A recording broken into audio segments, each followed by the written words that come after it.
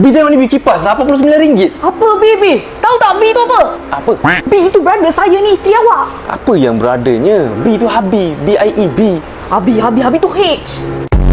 Last mega sales of the year dekat alat dapur semenyih korang. Ini adalah branch diorang yang paling besar. Wish Bi tengok ni. KDK 152 60 inci. KDK. Oh B, cantiknya Zinky ni B. 289 je B. Ada warna hitam, ada warna gold B. Cantik B. Bi tengok ni Bi.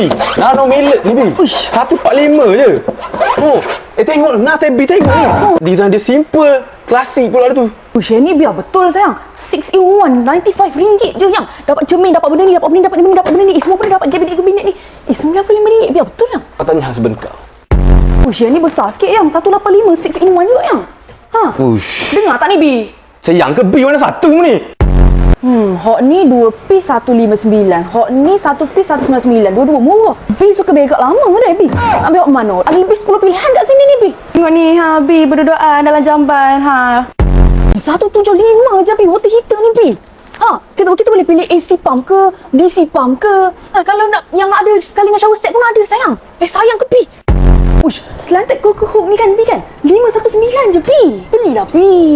Ada combo cooker hook dan gas hob. 899 je harga dia. Lagi satu kalau korang nak tambah sekali sink dengan faucet, 1399 je. Dekat sini ada lebih 200 jenis produk pilihan yang korang ada, warna macam-macam, saiz macam-macam. Semuanya bermula daripada 11 Disember hingga 21 Disember je tau. So cepat-cepatlah datang tarikh yang saya dah cakap tu, okey? Special promotion lagi, kita akan dapat free installation service kalau kita beli satu hood dan satu hob dari selected brand sahaja. Brand Vati, Fujio, brand Fortile, Livinox, Rubin, Elba, Lebenstiel.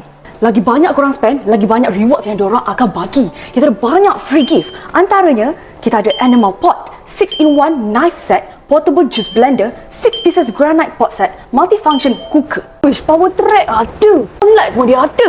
Macam-macam Wish, banyaknya downlight. Wish. Wow. Cantiknya chandelier dia. Pi, wall lamp pun ada Pi.